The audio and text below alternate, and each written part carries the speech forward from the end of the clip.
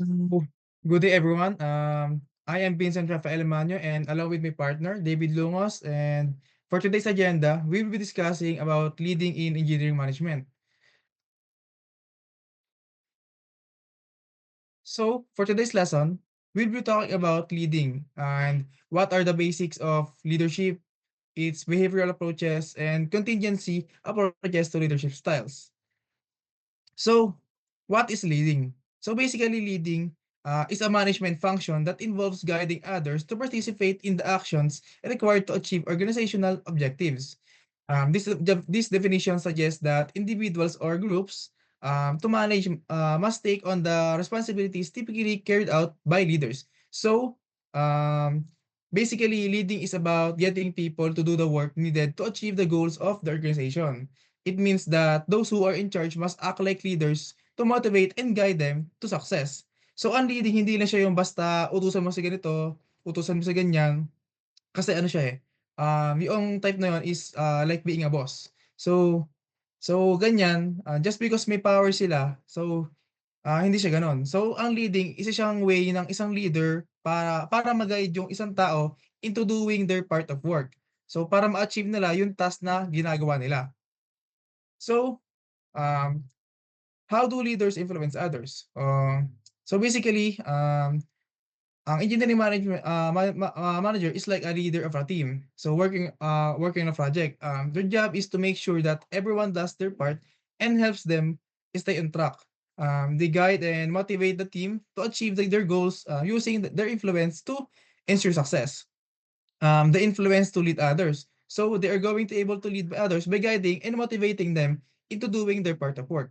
So ang leader meron siyang power and meron siyang mga bases. And what are the bases of this power?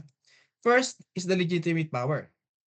So, legitimate power is a type of authority that comes from a formal position or role within an organization or society. It is based on the belief that the person in the position has the right to make decisions, give orders, and expect compliance. This power is often associated with job titles, official ranks, or social structures. So masasabi nating halimbawa dito is yung mga lawmakers natin. Pwede din yung mga police which is nag-i-implement ng batas sa'tin because they have the power of authority to implement the law for the safety of the citizens. And also yung mga supervisors sa mga stores, sa mga department stores, pwede nilang i-guide yung mga staff nila pagka nagkakamali sila. So, next naman is reward power. So, ano nga ba yung reward power? So, reward power is a type of authority based on the ability to provide rewards, incentives, or benefits to others in exchange for compliance or performance. It is commonly used in workplace, organizations, and leadership settings to motivate individuals or teams. Like for example, yung mga managers and employers. They have the power to give an increase and bonuses dun sa mga employees na nag-e-excel sa kanilang trabaho or sa mga masisipag na employees nila. Next is coercive power. So, basically, coercive power is a type of authority based on the ability to punish or impose negative consequence on others to enforce compliance.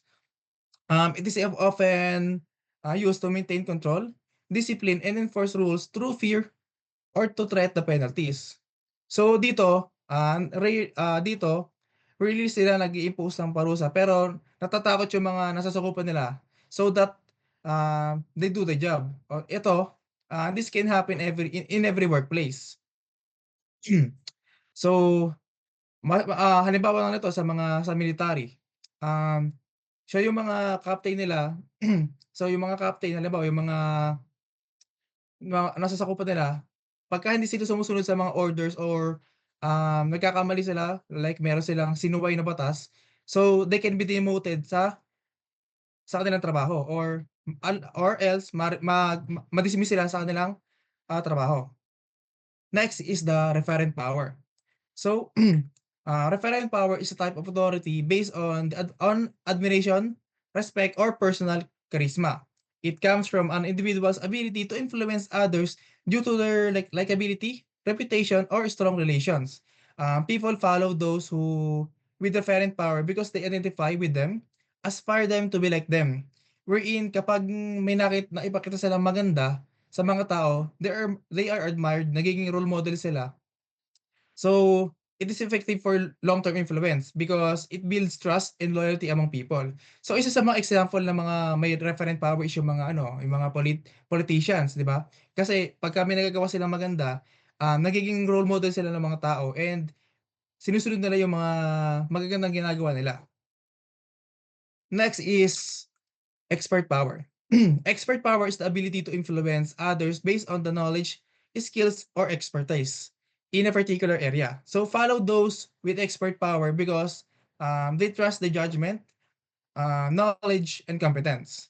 This type of power is earned through demonstrated proficiency or experience rather than formal authority or position. Common to sa mga ano, sa mga doktor which, yung mga patients nila, naniniwala sa mga advice nila based on their medical knowledge and experience. 'Di ba kasi 'di ba kapag may ina-advice sa'tin yung doktor kapag may sakit tayo, 'pag may inuutos sa'ting mga bawal, talagang sinusunod natin kasi wala naman tayong gano'ng kalawak na knowledge sa medical and hindi natin alam kung paano tayo magagamot ng mga sakit natin na 'to. And doktor lang yung tanging may kaalaman kung ano yung mga dapat gawin para mapagaling yung mga sakit natin. And that's one of the examples. So, um, we have the nature of leadership. So, leadership is the process of influencing and supporting others to work enthusiastically toward achieving objectives. Every manager leading to a unit or division is expected to provide effective leadership. Without it, achieving objectives is unlikely. Even a leader is present but not functioning properly. So basically, leadership is the ability of a person to influence, inspire, and guide others towards achieving common goals or objectives. Hindi lang yung basta nag-uutos sila, nag-uutos sila, bagkus nagda-direct sila to motivate and support those who are under them. So ano nga ba yung mga traits ng isang leader or should we say traits that at least a leader must have? First is that uh, a leader must have a high level of personal drive. So according to this, um, persons with a drive are those identified as willing to accept responsibility, process vigor, initiative, persistence, and health. So drive is a very important leadership trait because of the possibility of failure in every attempt to achieve certain goals. If a chosen way to reach a goal is not successful, a leader finds a way to reach it, even if it's precedes a succession of failed attempts. This will of course require a high level of personal drive from the leader. An example of a person with high level of personal drive is Paul Mediarito, a plant director from Polo Plant of San Miguel Corporation between 1992 and 1994. He was instrumental in radically changing the problem-riddled Polo Plant, a world-class brewery with a modern technology and a workforce with a new attitude. How was how so how he was able to prove himself as a leader with enough drive is a feat worth emulating. So according to this, um, people with drive are those who motivate and response to take responsibility and demonstrate qualities like vigor, initiative, persistence, and health. So sinabi nga dito, good example si Paul Medirito kasi um, so yung technically yung kasing San Miguel Corporation parang in the brink of ano sila in the brink of nagkaka-problem sila and as a leader si Paul nakagawa siya ng paraan, para maibangon yung problem ng company nila and dahil dito, um, isa siya sa dahilan kung bakit naging world class brewery yung San Miguel Corporation. Next is, the desire to lead. Um, ito isa din 'to ito, isa din 'tong mahalagang aspect ng leadership kasi hindi lahat ng tao merong drive to lead, people like, drive people. Kasi kahit na may kakayanan ka, you have the skills, knowledge, experience, pero wala ka namang desire na maging leader, eh di wala din. Without this, inner drive or passion lead, they might struggle to engage, with their role and managing result. So hindi sila maging effective leaders kasi wala naman silang desire na maging leader. Kumbaga, wala sa vision nila maging leader kaya hindi sila magiging effective. Next naman is, personal integrity. So, a personal integrity refers to the quality of being honest, ethical, and consistent in one's action, values, and decisions. It is the foundation of trust and respect, both in leadership and in personal interactions. Leaders with personal integrity are perceived as reliable and transparent, and they act according to a strong moral code. So, even when it is difficult or inconvenient. So, ito mahalaga kasi it is a trait that is built on trust rather than fear. Kasi without having this, a leader might impose their coercive power wherein magre-rely sila sa pagbibigay ng punishment kapag hindi nagagawa yung mga dapat gawin, which is a negative leadership. Next is self-confidence. So, Um, the activities of leaders require moves that to produce the needed outputs. The steps conceptualizing, organizing, and implementing will be completed if sustained efforts are made. For the moves to be continuous and precise, self-confidence is necessary growth. Companies were able to inevitably consummate sales were while radiate enormous contagious self-confidence. Um, Whereas Roberts precise when he declared that the following as one of the traits of a good leader. So, sabi niya, a chieftain cannot win if he loses nerve. So, he should be self-confident and self-reliant even if he does not win. He will know that he has done his best. So, sabi dito, um, self-confidence is a belief of one's ability, judgment, and decision-making skills in leadership. In leadership, self-confidence is a crucial because it enables leaders to make decisions with assurance, inspire trust in others, and take calculated risk without being overly cautious or indecisive. Indecisive.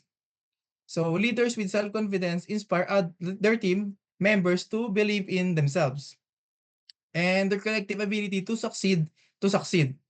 So syempre, 'di ba? Hindi ka naman magiging isang effective na leader kung hindi ka naniniwala sa sarili mo. Siyempre, bago ka maging leader kailangan alam mo sa sarili mo na kaya mong gawin 'yon. Sabi nga ni 'di ba sabi nga ni Wes Roberts, "A chieftain cannot win if he loses his nerve." So, he should be self-confident and self-reliant even if he does not win, he will know he has done his best. So, sinasabi dito na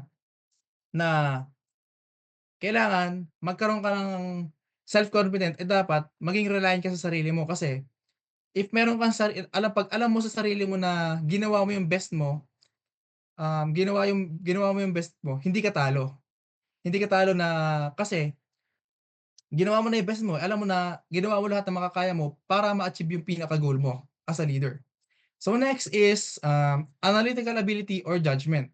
So, leaders are oftentimes faced with difficulties that prevent the completion of assigned task. A subordinate, for instance, may have a record of continually failing to produce the needed output, and a leader with sufficient skills to determine the root cause of the problem may be able to help the subordinate to improve his production. So the ability to analyze is one of the desirable traits that a leader can cause to tide him over many challenges as aspects of a leadership. So, um, eto din yung na makikita natin ang ability ng leader under circumstance like, merong problema sa isang company. So, a good leader will find the problem. Mahahanap niya kung ano yung pinaka-source ng problem na yon para makahanap siya ng solusyon dito. Because, having a analytical judgment can help you, have, informed decisions, problem resolutions, saka risk mitigations. Next is, knowledge of the ability, industry, or technology. So, a leader who is well informed about his company, the industry where the company belongs, and the technology utilized by the industry will be in a better position to provide direction to his units. A company, for example, may be industry leader because it satisfies the need of the particular market. So, example dito, providing quality products at affordable prices. When a competing firm is fast catching up with the leader, the leader's manager know this and they will better serve the interests of their company. So, um, knowledge of the ability, industry, or technology is a vital leadership trait that involves understanding the specifics of the field which one operates. Leaders with this knowledge are better equipped to guide their teams, make informed decisions, and innovate with their industry. It is the foundation of the expert power na diniscuss natin kanina. As the leaders who have the deep understanding of their domain can inspire confidence and respect their followers. Isang example na rito is yung si Elon Musk. Yung CEO ng Tesla saka SpaceX, who is known for his deep understanding about technology behind electric cars and space exploration. So his technical knowledge has allowed him to lead his company towards groundbreaking innovations such as reusable rockets and electric vehicles, disrupting the traditional industries in the process. Next is that charisma. So when a person has a sufficient power, magnetism that leads people to follow his directives, this person is said to have charisma. So great personalities is like Napoleon Bonaparte, Julius Caesar, Adolf Hitler, George Washington, Elvis Presley. Others are said to possess charisma. These characteristics was greatly responsible for whatever accomplishment they achieve. When they use charisma, they will follow the leader in achieving his goals with some adjustment, and subordinates may expect to do their task willingly. So charisma is a personal magnetism or charm that a leader uses to attract, influence, and inspire others. It is a quality that draws the people in and makes them feel energized, motivated, and loyal. So charismatic leaders are often able to lead great people, great emotional appeal. So connecting the people with a deeper and more personal level. So also, another thing lang is yung charisma, hindi na siya yung pagiging likable. It's about hindi lang porket kagusto-gusto ka, ano ka na, charismatic ka na. So, charismatic is about using that magnetism to inspire action and create a meaningful change sa ibang tao. Like si Stephen Hawking, 'di ba? Meron siyang mga advices na sinusunod ng mga tao kasi ano siya, meron siyang mga deep full meaning. And lastly, we have also, not lastly pala, we have the creativity. So, um, according to Ronnie Villanueva, he defines the creativity as the ability to combine existing data, experience, and preconditions from various sources in such a way that results will subjectively be regarded as new, valuable, and innovative, as a direct solution to an identified problem situation. As a leader are tasked to provide solutions to problems besetting the particular units or these divisions. Creativity will be very useful trait very useful trait. Problems are often complex and challenging, and if they are, the leader will need to all the creative abilities he has. So, so kumbaga, um, hindi ka lang by the book yung ano mo, hindi ka lang dapat by the book. Dapat you should have the ability to create something out of knowledge. Kumbaga, you think out of the box.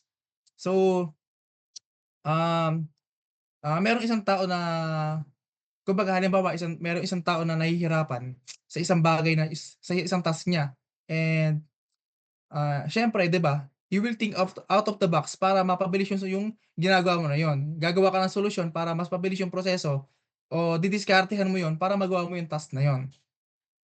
And lastly, the flexibility. So, flexibility, people differ in the way they do the work. One will adapt to a different method from another person's method. A leader who allows this situation as long as the method, uh, a leader allows this situation as long as the method as required outputs are produced and is said to be fixed. There is wisdom in flexible. It allows the other means of achieving goals the prescribed manner is not appropriate. So Flexibility in leadership refers to the ability to adapt in changing circumstances. So, new information and expected challenges. A flexible leader is often to altering plans or strategies when needed and is not rigid in their approach. So, this quality is essential in a world where businesses, technologies, and environments are constantly evolving. Flexible leaders can thrive in uncertain situations, adjust their approach, and when something isn't working, they will find new opportunities even in adversity. So kumbaga, hindi kumbaga yung isang leader, hindi na siya yung naka-fix sa isang bagay like hindi na siya naka-fix sa may plan A nila. Kumbaga, meron pa siyang plan B, C, D hanggang Z, 'di ba? Marami siyang mga way and he was able to, a leader must be able to adjust para ma-achieve yung goal niya. Kumbaga, you can adjust and navigate change to gain something. And also, being a leader, syempre meron din tayong mga skills na dapat meron tayo. And ano yung mga yon? So, a leader must have technical skills. So, a leader must have a technical skills, knowledge and expertise as it is required to perform a specific task or understand the technical aspects of a particular field or industry. So these skills are essential for leaders, particularly in fields like engineering, IT, finance, and healthcare, wherein in-depth knowledge of processes, tools, and technologies is crucial, while leaders often delegate technical tasks. Having a solid understanding of the areas enables them to make informed decisions, communicate effectively with technical teams, and solve problems efficiently. Next is the um, human skills or the tinatawag din itong people skills or interpersonal skills. So it involves the ability to interact, communicate, and motivate individuals or teams to achieve common goals. Human skills are key in building strong relationship, fostering in collaboration, and creating a positive environment. Next is conceptual skills. Refers to a leader's ability to understand complex situation, see the big picture, and think strategically. These skills allows the leaders to analyze and abstract ideas, foresee potential challenges, and devise long-term plans that aligns with the organizational goals. Leaders with strong conceptual skills can connect various aspects of the organizations and make decisions that support overall growth and success. So ano lang to? To simply technical skills like halimbawa, ang marunong kang gumawa ng laptop, those are considered as technical skills. So human skills naman siya, yung mga halimbawa, you know how to communicate to people, marunong kang makapag-usap, marunong kang magsalita sa harap ng maraming tao, and marunong kang makipagsalamuha. And yung conceptual skills naman ano siya, para siyang meron kang ability to strategize, meron kang ability to solve problems and nakikita mo isang bagay into a big picture. So so, next naman is, ito yung graph na 'to. So makikita natin dito, ah in the top management, middle management, and lower management, yung degree of skills needed sa may human skills is pantay-pantay lang. Wherein in the top manage sa and wherein sa may conceptual skills naman, nakikita natin sa may ano na 'to, sa figure na 'to is malawak yung, required yung degree of skills na needed sa may top management and mas less naman sa may middle management and sa may lower management, hindi gano'n kailangan yung conceptual skills kasi more likely sila, yung mga worker sila. And sa may technical skills naman, mababa yung degree nila sa technical skills, mababa yung kailangan nila do'n. And in the middle management, halos gano'n lang din, parang pantay lang sa conceptual skills saka human skills nila. And for the lower management, mas mataas yung nila, yung skills nila sa technical kumpara sa conceptual skills nila. Next naman is we have the behavioral approaches to leadership styles.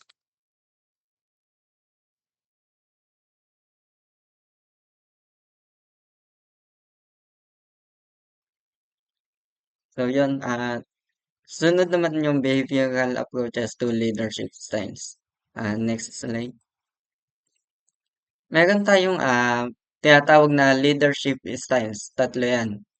Ang una, according to the ways leaders approach people to motivate them. Pangalawa, according to the ways leaders use power. Pangatlo naman, according to leaders' orientations toward tasks and people. Next slide, please. Next one.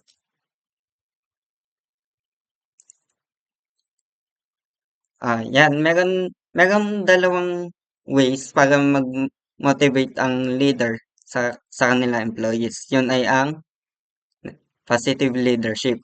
Ang positive leadership, gumagamit sila ng encouragement and rewards and support para ma-motivate yung kanilang mga employees na kumilos o gumawa ng kanilang projects. Ang susunod naman ay negative leadership.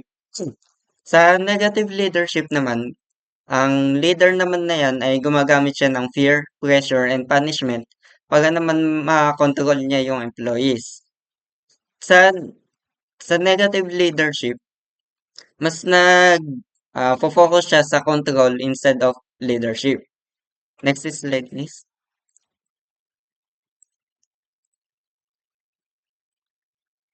Dito, pinapakita natin yung mga behavioral approach. According to leadership approach, people to motivate them, meron niyang positive leadership, negative leadership. Tapos sa how leader uses power, meron diyang autocratic, participative, free reign, and sa according to leaders' orientation toward tasks and people, meron niyang employee orientation and task orientation. Napag-uusapan naman natin. Next slide. Sa way, sa ways leaders use power, meron niyang autocratic leaders. Ano ang autocratic leaders? Ang autocratic leaders ay para siyang hierarchy. Mas importante ang opinion ng leader kaysa sa mga opinions ng mga employees. And also, hindi niya masyadong binibigyan ng importance yung opinions ng kanilang employees and parang mas focus sila sa ah, goal and meron siyang strict control. Ang next naman ay participative leadership. Dito naman, nanghihingi sila ng opinion sa kanilang employees and hinahayaan nila na mag-participate yung kanilang employees para ma-reach nila yung goal nila. Ang next ay free reign leadership. Dito naman, binibigyan nila ng parang full control yung kanilang employees na hayaan nila mag-decide and also sa free reign, parang na-encourage din yung mga employees dahil parang binibigyan nga nila na importante yung opinion nila. But also, sa free reign leadership, kailangan dito meron kang mga highly skilled employees and self-motivated. Next is leaders' orientation toward task people. Leaders may be classified according to how they view tasks and people. Consequently, a leader may either be employee-oriented or task-oriented. Ang employee-oriented, binibigyan niya ng importante yung employee kaysa sa task. Mas binibigyan niya ng kung okay lang ba yung employee natin, masaya ba sila sa company natin, yan. Yun ang mas importante sa kanila. Ang task oriented naman, wala hindi naman sa totally wala silang pakialam sa kanilang employee, pero mas focus sila kung natatapos ba nila yung goal nila, nare-reach ba nila yung deadline. Kahit siguro ano 'no, kahit siguro nilalagnat na yung mga employee nila, gusto pa rin nilang papasukin, gano'n. Kasi kailangan nilang matapos yung kanilang task. Next is contingency approaches to leadership style. Meron niyang tatlong tatlong approaches. Next slide. Yan. Ang Fiedler's contingency model, pinapakita lang dito na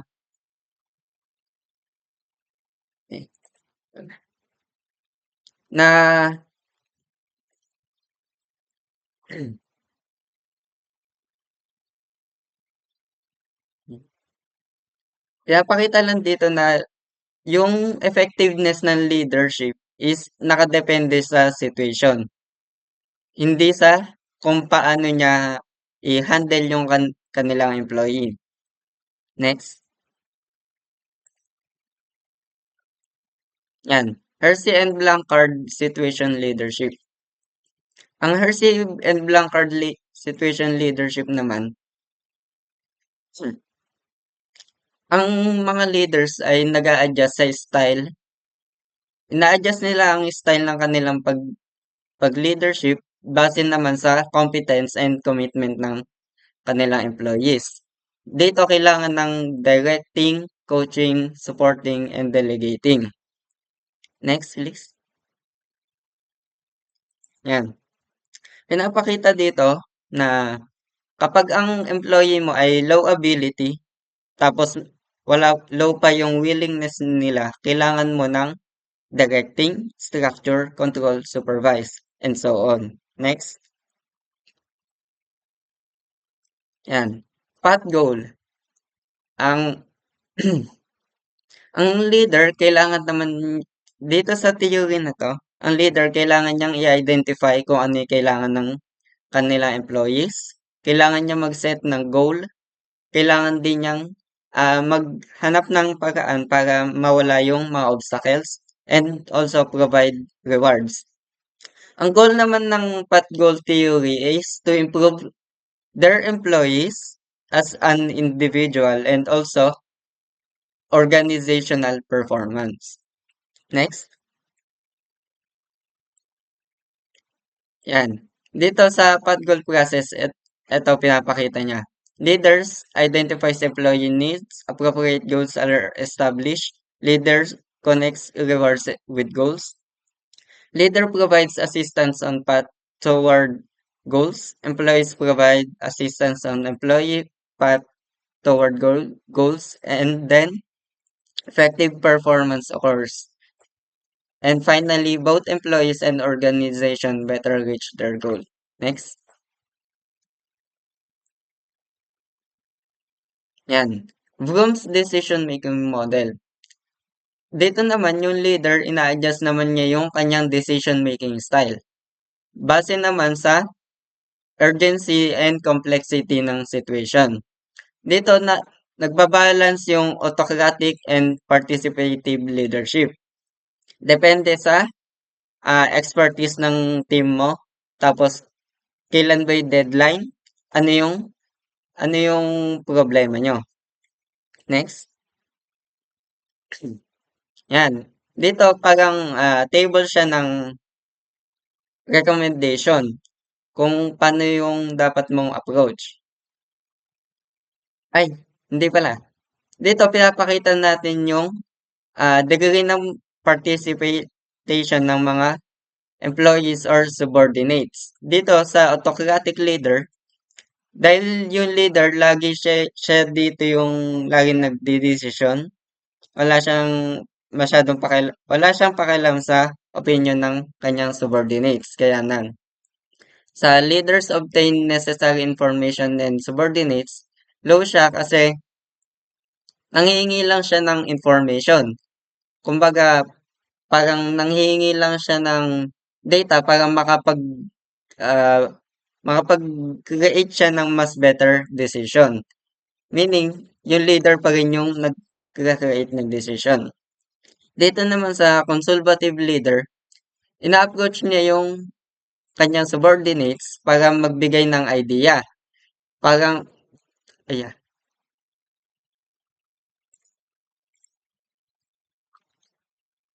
Yan, wala. Sa consultative leader, dito ina-approach niya yung kanyang subordinates para manghingi naman ng idea. Dito naman, moderate yung degree ng participation. Bakit? Kasi yung mismong idea nanggagaling sa mga subordinates but also yung decision pa rin nanggagaling naman sa leader. Next is C2. Leaders share the problems with subordinates as a group, obtaining their collective ideas and suggestion, then decides. Dito moderate pa rin dahil ah yung leaders ina-approach naman niya yung kanyang subordinates para manghingi ng idea kung paano isosolve yung problema and also nanghihingi siya ng suggestion kung yun nga, kung paano i-solve yung problems. Tapos, sila din yung magde-decide, silang lahat. Next is G2, group directed. Leaders share the problem with subordinate as a group. Let the group generate and evaluate alternative solutions and collectively decides. Dito, ang degree of subordinate participation is high. Bakit? Dahil mostly, employees or subordinates ang nagge-generate and nag-evaluate ng solution, tapos sila na din yung nagde-decide kung paano nila iso-solve yung problem. And that's it. Thank you. You.